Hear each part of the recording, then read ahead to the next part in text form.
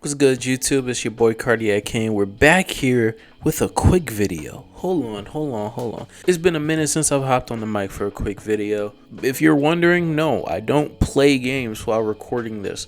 I'm just that bad at 2K by myself with like little to no distractions. Most of the time I'm on 2K, I'm on Twitter Spaces or something, so I'm kind of distracted, but I'm still playing. I'm still garbage. But this video, I want to talk about what makes a good comic adaptation. I know it's been a minute since I've done one of these, so if you are new here, leave a like, subscribe. If you are new, comment down below. I want to see any other game other than 2K. But I hope if you're new, you check out the rest of the videos on the channel. This is not my usual content, but I put these in between some of my bigger videos for the most part. But today I want to talk about what makes a good comic book adaptation. Now, if you are on Twitter and you follow me on Twitter, or if you are in the Let's Keep It a Buck community, you know that a couple weeks ago we were kind of talking about this in the Twitter Spaces feature about adaptations, and specifically in the MCU, the different adaptations in the story. And sometimes some fans are upset about how certain stories are handled and adapted onto the big screen and such. And in that space, I set a precedent for what I believe are the three main tenets of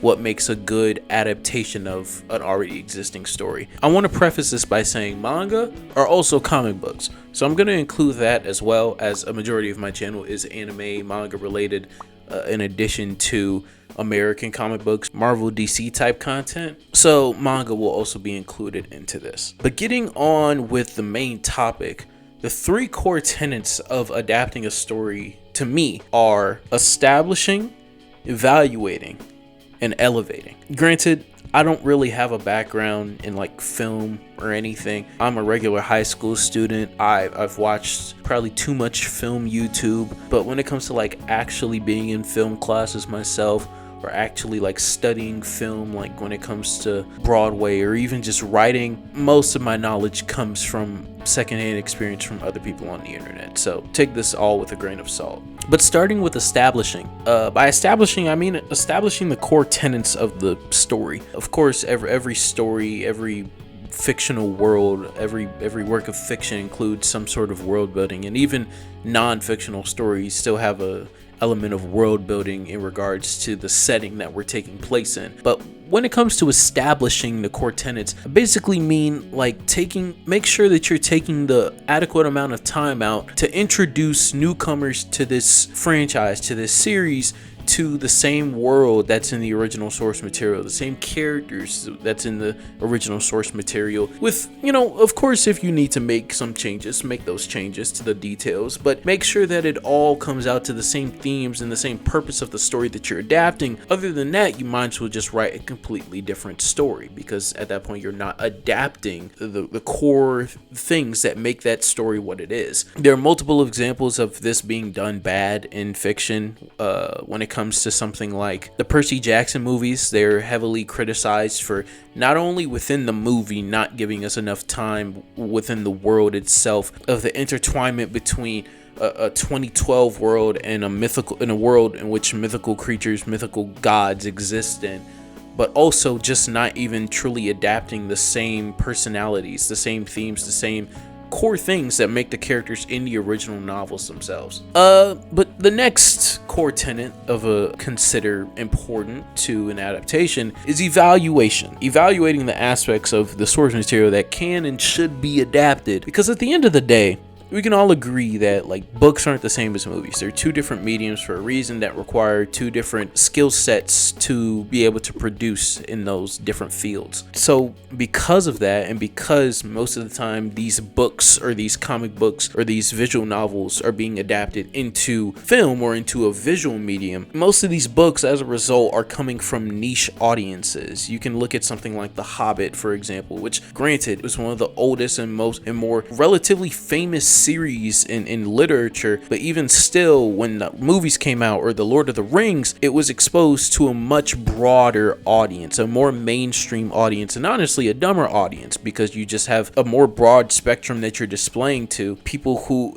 generally will go out of their way to read novels or to read books, are more likely to pay attention to details of a story and care about the writing of a story more so than the average moviegoer. And so because of that, not everything can be and or should be adapted, especially when we're talking about reaching back to comic books or reaching back to these stories that are decades old. Imagine if, when adapting Vinland Saga, the studio just kept every single detail that was in the manga from its origin, which is at this point over a decade and a half old, and we're talking about adapting it in 2020 or 2019.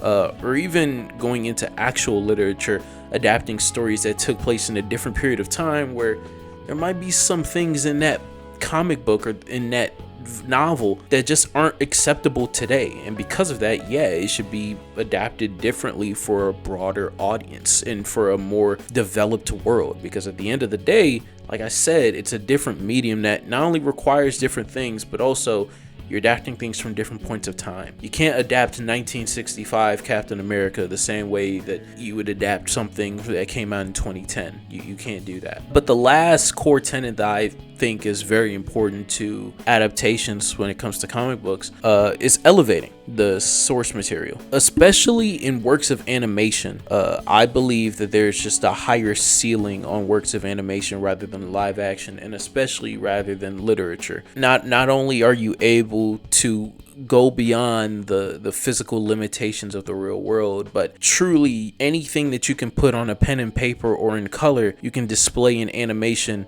beyond anyone's belief. And also, just when it comes to the idea of adapting a story, more often than not, the script writing and the dialogue options that are available in film or in shows just go beyond that's done in literature, as most books also have to include a third-person perspective or a narrator or just description of what's happening to create a feeling of imagery for the reader, when in movies that's done naturally because it's a visual medium, which gives more time to be spent in the actual movie on writing dialogue. All of these things should be elevated because you have more time to do so, and you have more resources to go around if it's being produced by even just a small budget, but in a visual medium. It just gives you more to work with, at least in my opinion. And also, especially, we're talking about comic books for the most part. Most of these stories include some form of action, and when you're reading a book, it's very hard, even in manga, it's very hard to evoke strong reactions or emotions or just a true feeling of all these moving parts in an action story or in an action series or in a part of action in still images rather than in moving picture. And also just giving visual representations of the living and breathing world that now we don't have to imagine, but it's now your job to portray that and the feeling that the original source gives, or a unique alternative. Again, like I was saying before, some of these stories that are getting adapted are decades old, or a decade old at the very least, and because of that, unless you want the story to take place in a non-familiar world that it's not so modern, you now have to portray an alternative to the world building of the book in a modern society. An example of this could be like the Amazing Spider-Man, as in my opinion, the thing that jumps off the page for Amazing Spider-Man, if you were to pick one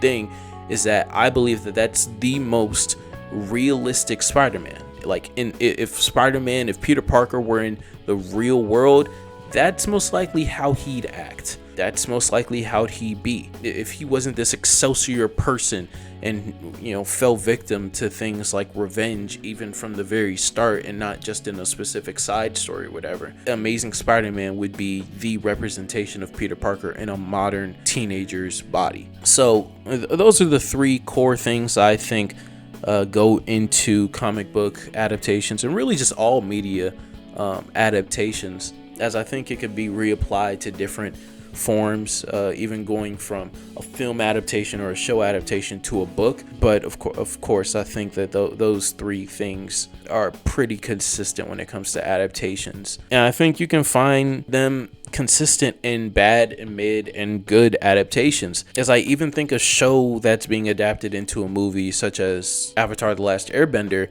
to The Last Airbender, is an amazing example of all three of these going wrong, with the movie not establishing first a similar world or the same characters with the same core tenets as those original characters, or at least not giving enough time to truly set up those characters and establish that, hey, this is either the same, or these are the differences. These are the clear, objectifiable differences between the original source material and what we're doing over here. I don't think that movie does that at all. And also, the movie doesn't elevate the story of the show. The characters are bland, the action's worse, and it doesn't have to do with the physical limitations of just humans and just the actors that they have, but it's just not a great representation of what The Last Airbender was. I also think that you could apply the same thing when it comes to all these things to the movie that I said earlier, The Amazing Spider-Man. And then going to the anime side, I think that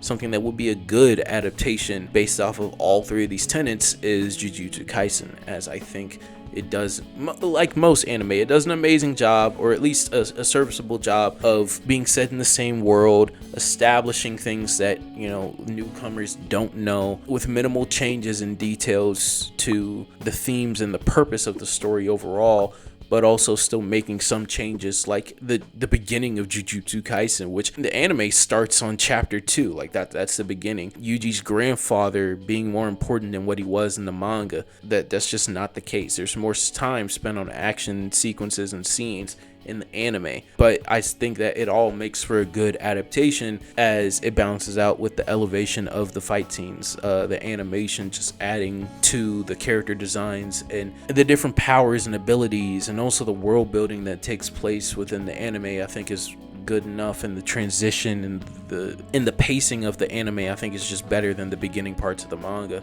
leading it to be a good adaptation. So that's gonna be it for me. That's the things I think make a great comic adaptation.